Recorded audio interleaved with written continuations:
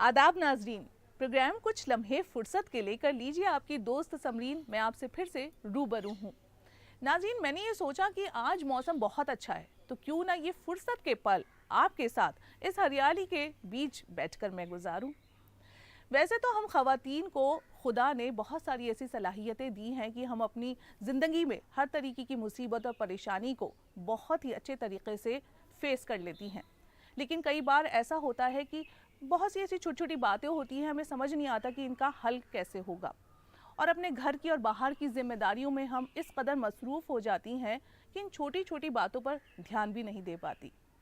नाज़रीन, आज ये फुर्सत के पल हम आपके साथ गुजारेंगे और इन्हीं छोटी छोटी बातों पर बात करेंगे।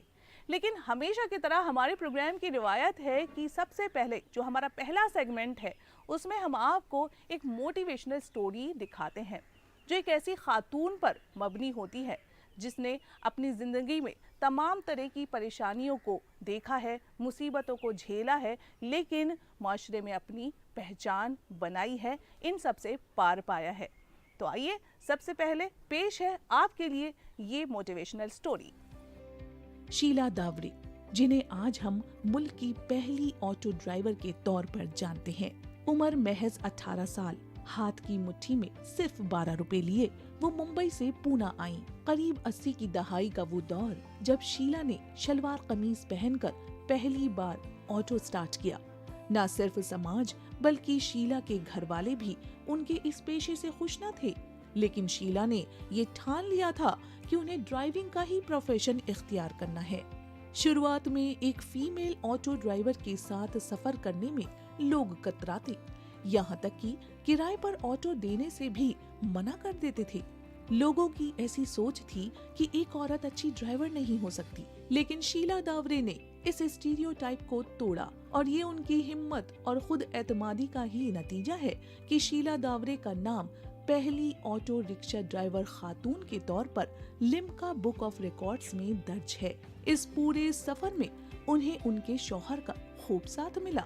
आज उनकी खुद की एक ट्रांसपोर्ट कंपनी भी है। शीला दावरे की इस पहल को देखकर कहा जा सकता है कि अगर कुछ कर गुजरने का हौसला कायम हो तो हर वो काम मुमकिन है जिसे सिर्फ सच्चे दिल से ठान लिया जाए।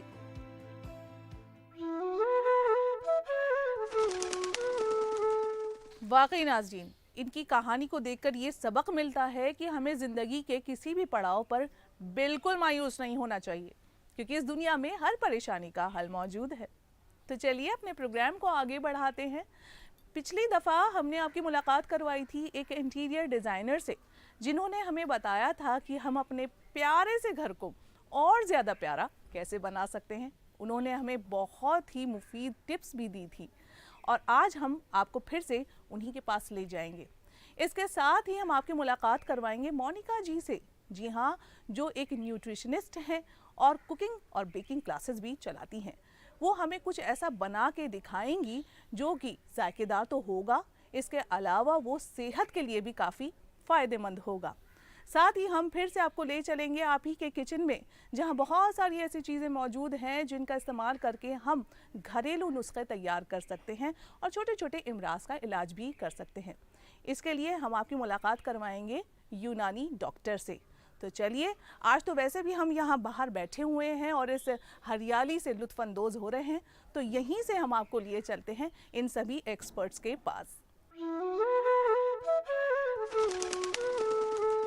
नाज़रीन, हम ख़वातीन का ज़्यादातर वक्त तो किचन में ही गुजरता है और फिर एक लंबे अरसे तक लॉकडाउन भी रहा। ऐसे में हमारी सरगर्मियाँ और जिम्मेदारियाँ किचन में और ज़्यादा बढ़ गईं। भाई, सुबह के नाश्ते के बाद फिर दोपहर का खाना, शाम की चाय के साथ स्नैक्स और रात का डिनर, और बीच बीच में हस्बैंड और बच्चों की और डिमांड्स। ऐसे में हमें ये भी फिक्र सताती थी कि हम ऐसा क्या बनाएं जो जायकेदार भी हो और न्यूट्रिशन से भरपूर भी हो। आज हम आपको लेकर आए हैं मोनिका जी के पास, जो बाज़ाब्ता एक न्यूट्रिशनिस्ट हैं और साथ ही वो कुकिंग और बेकिंग क्लासेस भी चलाती हैं। तो आइए चलते हैं सीधा उनके किचन में।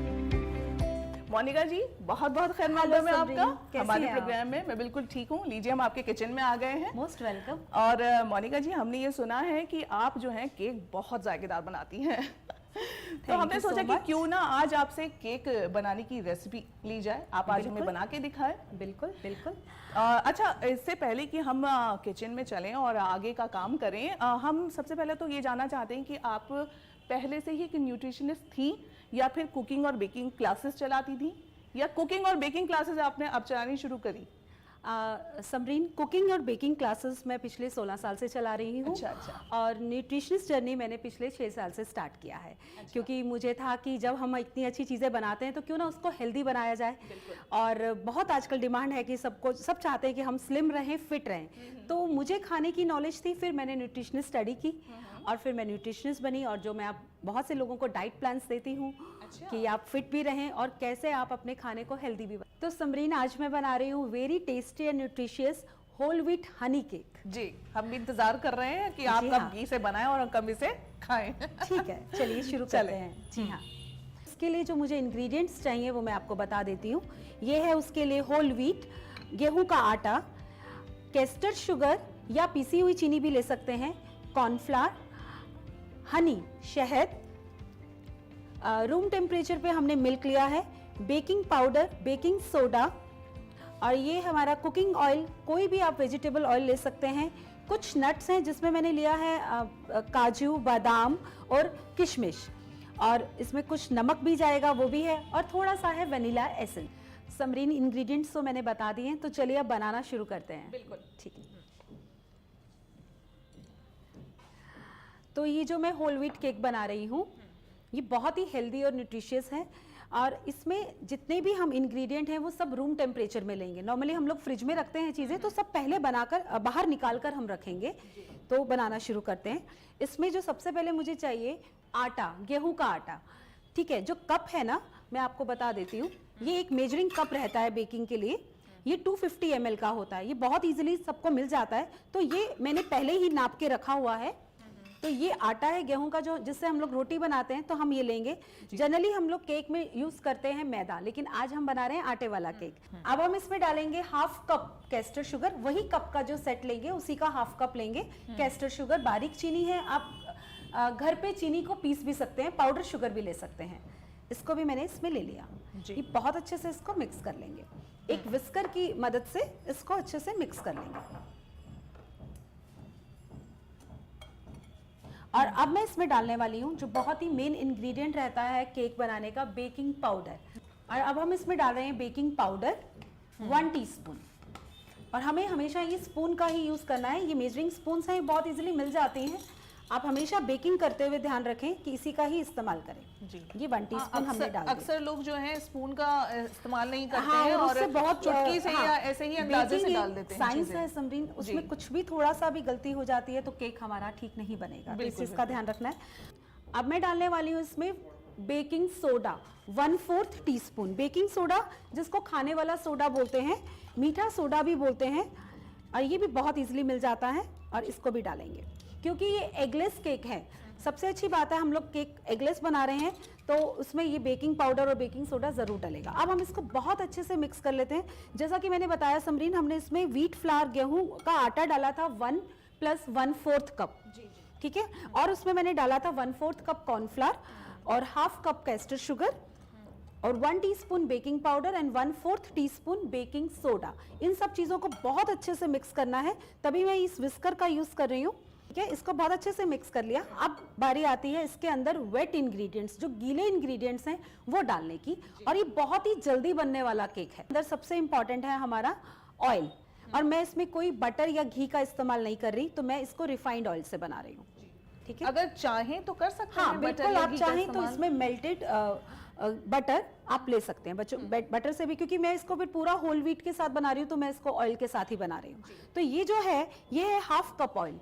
तो जो भी आप कप का मेजरमेंट ले रहे हैं वो हाफ कप लेना है। तो मैंने तो ये इसके बीच में डाल देंगे हम सेंटर में। ये जो भी आप रिफाइंड ऑयल या जो भी आप यूज करते हैं घर पे, वो वाला आपने ऑयल लेना है इसमें। ये रख लिया। अब इसके अंदर हम डालेंगे, जैसा कि मैंने बोला, ये होल व्हीट हनी केक है तो हनी डालेंगे। Goodness of honey. हनी आपको पता है कितना हेल्दी रहता है। जी हाँ, शहद के तो वैसे भी बहुत फायदे हैं। तो इसमें मैं 1 टेबलस्पून हनी डाल रही हूँ। 1 टेबलस्पून बड़ी चम्मच को बोलते हैं। ठीक है, तो ये ले लिया। ये हमने डाल दिया। बहुत बहुत टेस्टी आता है, इसका टेस्ट बहुत अच्छा आता है, फ्लेवर बहुत अच्छा आता है। इसको भी हमने ले लिया। और अब बारी आती है मिल्क की। तो ये है हमारे पास दूध, और जो हमने दूध लेना है वो होना चाहिए रूम टेम्परेचर पे, गर्म दूध नहीं लेना हमको। तो ये लेना है 1 कप, तो वही हम लोग कप लेंगे। अच्छा, गरम दूध नहीं लेना चाहिए, गरम, इसकी क्योंकि कोई वजह रिएक्शन, खास? हाँ रिएक्शंस हो जाते हैं बीच में। बेकिंग के लिए हमेशा हम रूम टेम्परेचर का दूध ही लेते हैं। तो ठीक है, ये 1 कप दूध ले लिया और इसको हम इसमें डाल देंगे। देखिए कितना अच्छा ये बैटर हमारा बन गया है। देखिए अब हम ये देखें, फ्लो देख रहे हैं आप। अब इसमें हम एक चीज डाल रहे हैं, दैट इज वनीला एसेंस। क्योंकि हमें केक में कोई फ्लेवर चाहिए, तो अभी हम प्लेन बना रहे हैं, हम वनीला एसेंस डाल रहे हैं। आप अपनी पसंद से कोई भी एसेंस डाल सकते हैं, जो भी जैसे आपको कोई पसंद फ्रूट हो। फ्लेवर बनाना है, ऑरेंज, जिस फ्लेवर में स्ट्रॉबेरी, हमें yes, पसंद है वो डाल सकते हैं। तो वो मैं इसमें डाल रही हूँ 1 टीस्पून, 1 टीस्पून इसमें मैं वनीला एसेंस डाल रही हूँ। बस आपने स्पून्स और कप्स का ध्यान रखना है कि वो बहुत, मेजरमेंट जो है हमारे बहुत प्रॉपर होने चाहिए। केक में सारा यही रहता है। और ये देखो बहुत जेंटली हमें इसको मिक्स करना है, हमें जैसे बहुत तेजी से नहीं घुमाना, टाइटली नहीं करना। ठीक है, कि इसके अंदर एयर बबल्स ना आए। ये देखिए ये हो गया है हमारा। ठीक है, अब बहुत बारी अच्छा लग बहुत, रहा है। हाँ बहुत सॉफ्ट। जी हाँ, अब बहुत ही इंपॉर्टेंट चीज कि कैसा केक खाना चाहते हैं। जैसे मैं आज ये बना रही हूँ नट्स वाला केक, क्योंकि नट्स सबको बहुत अच्छे लगते हैं केक्स में, फ्रूट एंड नट्स।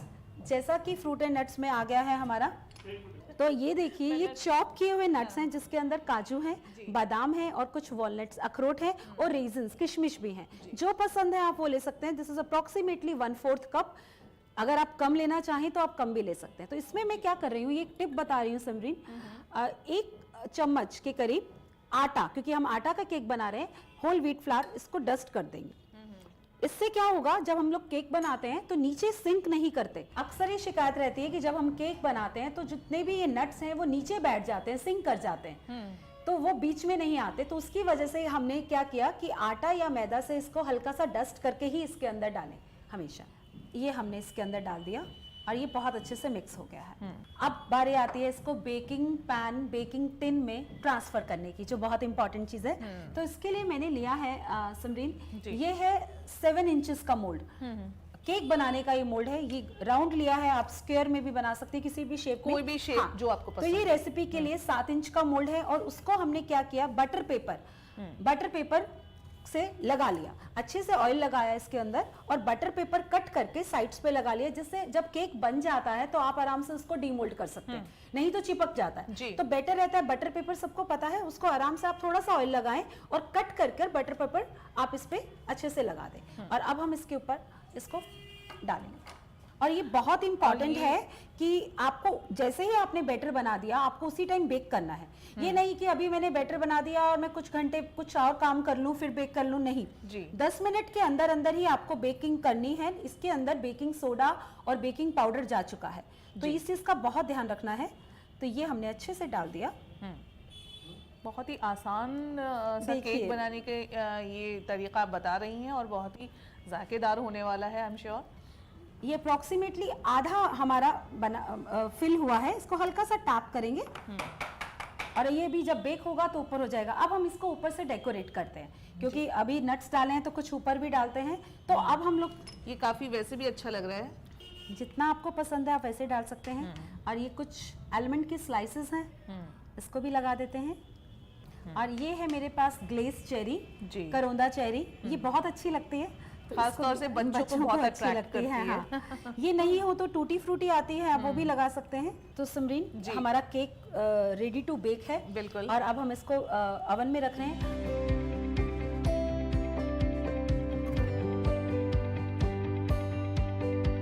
मिनट्स हो चुके हैं केक को रखे हुए। चलिए चेक करते हैं, केक बन चुका होगा, उसको निकाल लेते हैं।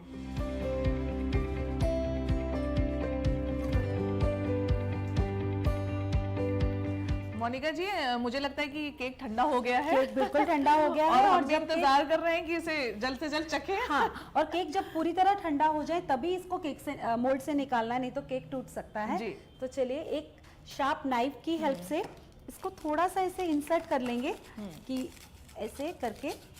जी हाँ, और अब हम इसको प्लेट में निकालते हैं।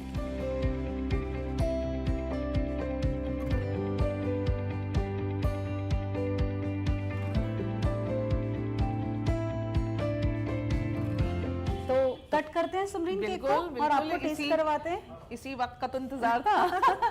चलिए, और केक ठंडा भी हो चुका है, तभी कट करना है। ये देखिए, बहुत ही बहुत सॉफ्ट ही केक soft, होगा ये, जी। क्योंकि ये होल व्हीट से बना है, तब भी ये बहुत सॉफ्ट होगा। ये देखिए,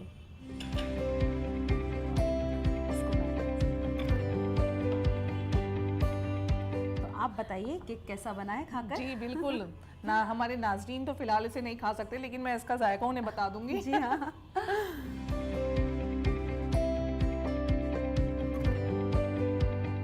बहुत ही जायकेदार बना है मोनिका जी, थैंक यू सो और मच। आप इसे ज़रूर ट्राई कीजिएगा, और मैं भी घर जाके इसे ज़रूर ट्राई करूंगी। और बहुत ही, एक तो न्यूट्रिशन से भरपूर है बिल्कुल, और यही बात जायकेदार है। भी है, और बहुत ही आसान है, सबसे आसान बड़ी है, बात है। बिल्कुल बना सकते हैं किचन में हमारे ये सारी चीज़ें मौजूद भी होती हैं जो आपने जी हाँ। इंग्रेडिएंट्स बताए भी हैं। बिल्कुल बिल्कुल।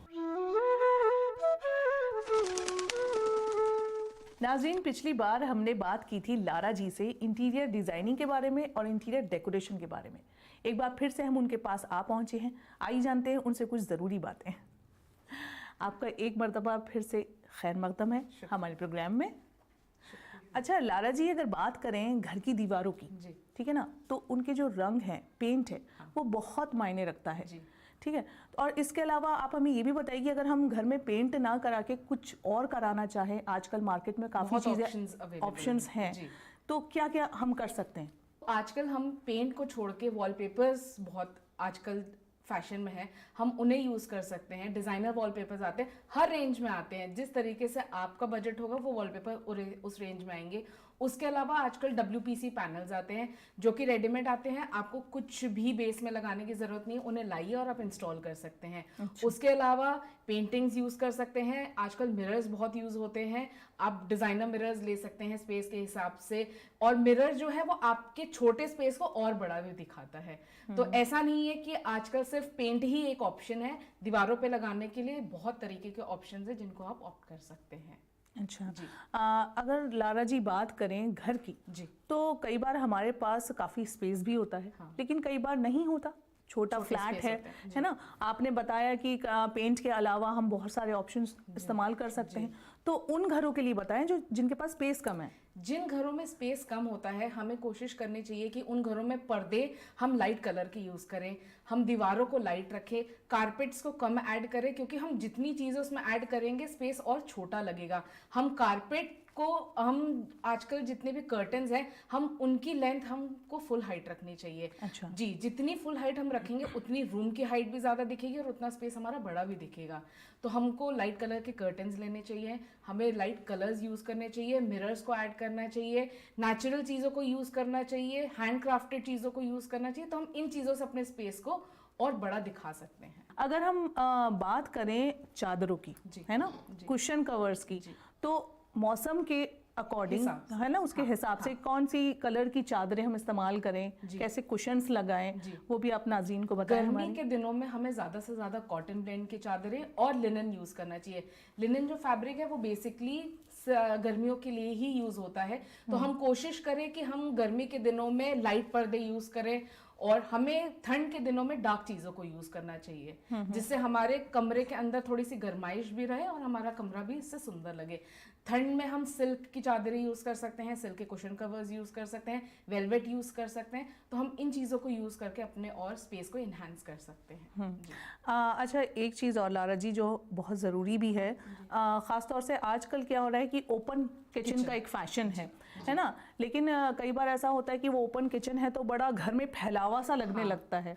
तो कैसे हम अपने किचन को मेंटेन करें, कैसे सजाएं उसे जो वो फैलावा ना लगे? जी, ओपन किचन दिखता बहुत अच्छा है, लेकिन उसे मेंटेन करना बहुत मुश्किल है। बिल्कुल, आप ओपन किचन है तो आपको हमेशा आपके ड्राइंग रूम या डाइनिंग से वो विजिबल रहेगा, तो हमेशा आपको उसको साफ ही रखना पड़ेगा।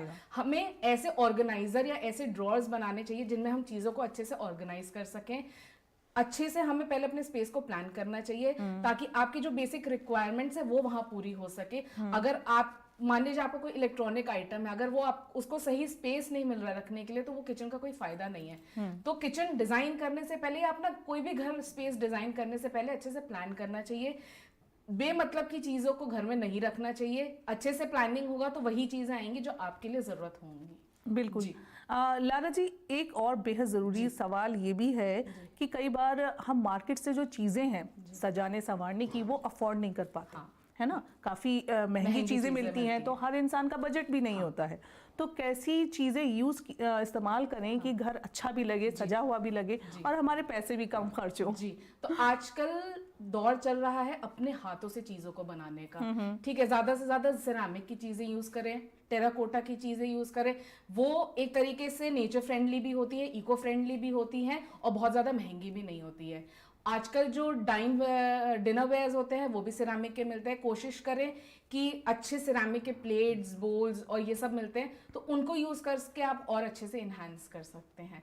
अच्छा, अगर बात करें अपने डाइनिंग एरिया की, तो कई बार घर में लोग तो ज्यादा होते हैं, लेकिन उतना स्पेस नहीं होता कि हम जैसे मान लीजिए डाइनिंग, हमारे घर में लोग 4 हैं लेकिन हम 6 सीटर या 8 सीटर ले लिया है, तो वो बड़ा मसला बन जाता है, अटपटा सा लगता है।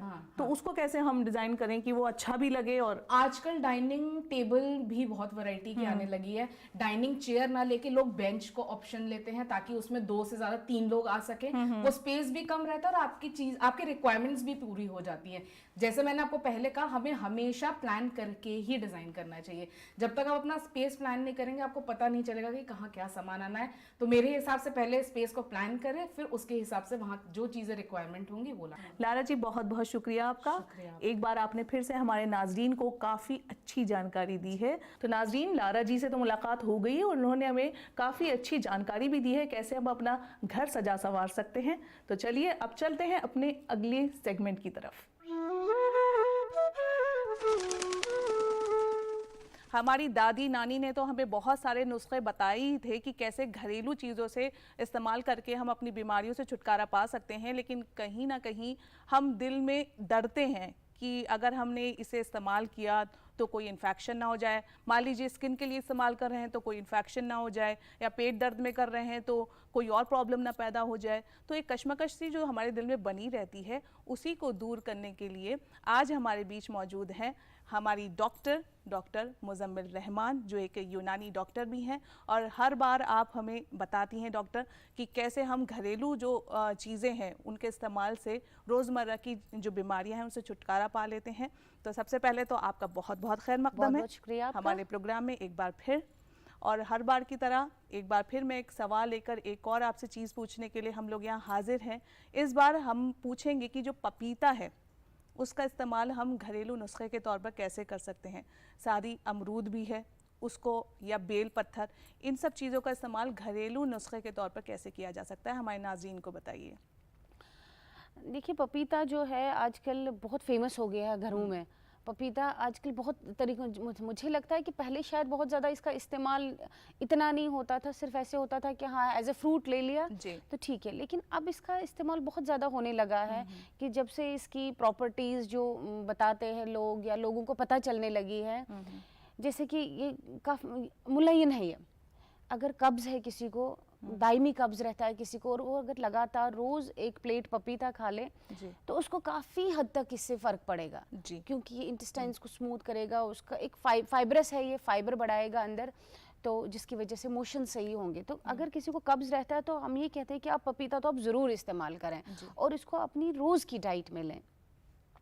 उसके अलावा आपने ये देखा होगा कि पपीता आजकल ब्यूटी के हिसाब से भी बहुत अच्छा माना जाता है कि आप पपीता खाएं और आपका पेट फुल रहेगा, फाइबर है उसमें, तो आप खाना नहीं खाएंगे ज़्यादा तो आपका वज़न काफ़ी हद तक कंट्रोल रहता है। बहुत आजकल आप डाइटिशियंस को देखेंगे बहुत रेकमेंड करते हैं कि आप पपीता खाएं, लेकिन वाकई में इसके फ़ायदे हैं कि आप वो जंक फूड से दूर रहेंगे, आप शायद हाई कार्बोहाइड्रेट डाइट से दूर रहेंगे, लेकिन आपने पपीता खाया है जिसमें विटामिन ए है जो हमारी आँखों के लिए सही है, विटामिन के है जो हमारे ब्लड के एक कंपोनेंट है, तो उससे हमें काफ़ी फ़ायदा होता है।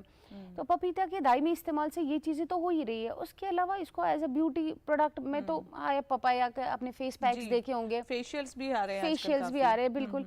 तो इन उसका इस्तेमाल भी आप घर में कैसे करें, फेशियल्स तो है ही, आप पपीते का जो छिलका है आपने खाने के लिए तो काट दिया पपीता, उतना तो आप खा लेंगे, लेकिन जो उसका छिलका उसको भी मत फेंकिए, उसको आप अपने फेस पे रब कीजिए। आप ये देखिए कि जो वो झाइयाँ है या जो टैनिंग हुई है वो काफ़ी हद तक क्लियर हो जाएगी। या पपीते का पेस्ट आप हनी में मिला के उसको 15-20 मिनट लगा के रख दीजिए और थोड़ा सा फिर जब सूखने लगे थोड़ा रब करके उसको हटा दीजिए, तो वो आपको काफ़ी फ़ायदा देगा। तो फ्रूट्स में तो आप इस्तेमाल कर रहे हैं, उसके अलावा इसको जो फ्रूट चाट में as a mixture with other fruits, जैसे अमरूद आपने कहा, दोनों को मिक्स कर लेंगे तो इसके जो अंदर की प्योरिटी तो हो ही रही है, साथ साथ उसका निखार बाहर भी दिखने लगता है। यानी कि चेहरे का ग्लो सिर्फ इसके लगाने से नहीं, उसके खाने से भी होता है। पेट साफ रहेगा तो ये भी साफ रहेगा। लेकिन साथ साथ मैं ये भी कहूँगी चूंकि लेग्जेटिव है, लेकिन कुछ लोगों को इससे थोड़ा परहेज भी करना चाहिए इसको खाने से। प्रेगनेंसी में कहते हैं कि बिल्कुल प्रेग्नेंट औरतों को नहीं खाना है, बिल्कुल नहीं खाना चाहिए, परहेज ही करना चाहिए इससे, क्योंकि मैंने कहा ये लेग्जेटिव है, तो इससे कई बार क्या होती है, कॉन्ट्रैक्शंस जब इंटेस्टाइन की बढ़ सकती है मोशंस क्रिएट करने के लिए, तो ये माना जाता है कई बार ये यूट्रस के भी कॉन्ट्रैक्शंस बढ़ा सकते हैं। अच्छा। तो उनको परहेज करना चाहिए, या उनको नहीं है जरूरत इतनी ज़्यादा लेग्जेटिव की।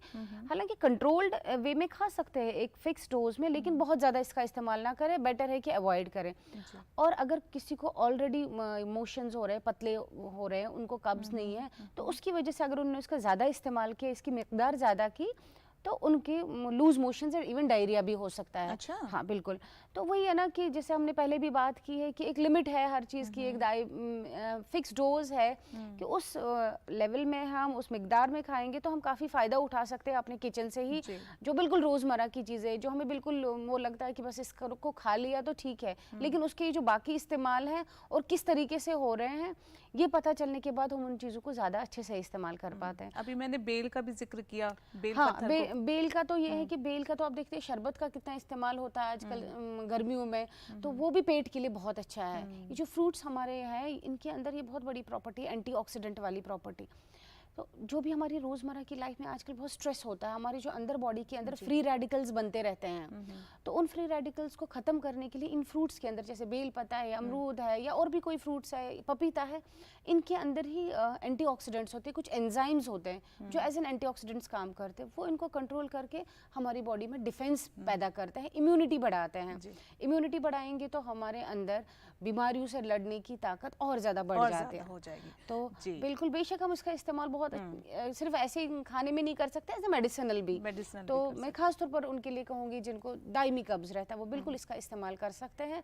और फिर उस छिलके को ना फेंके, ये खास तौर पर उन औरतों के लिए जो घर में आप उसको फ्रूट तो खिला रहे हैं घर में बच्चों को, बड़ों को, लेकिन उसका इस्तेमाल अपनी आप फेस पे कर सकते हैं। बिल्कुल सही आपने कहा डॉक्टर साहब कि हम अगर फ्रूट्स खा रहे हैं तो जो उसके छिलके हैं अगर उनसे भी हम एक तरीके से अपने फेस के ऊपर अपनी स्किन को ज्यादा फाइबर उसमें भी है, तो उसको भी अगर हम बिल्कुल छिलके के साथ भी खा ले तो उसमें भी कोई नुकसान नहीं है, वो भी बहुत फायदा है। तो अगर वो नहीं कर सकते, कम से कम अपने चेहरे पे ही लगा लें तो काफी उससे फर्क पड़ेगा। शुक्रिया आपका बहुत बहुत। और डॉक्टर साहब एक बात आपने बहुत सही कही नाजरीन, डॉक्टर साहब ने कि excess of everything is bad, कि अगर हम कोई भी चीज़ इस्तेमाल कर रहे हैं और उसे मिकदार में ना करके उसकी डोज बढ़ा के करेंगे तो कहीं ना कहीं नुकसानदेह भी साबित हो सकती है।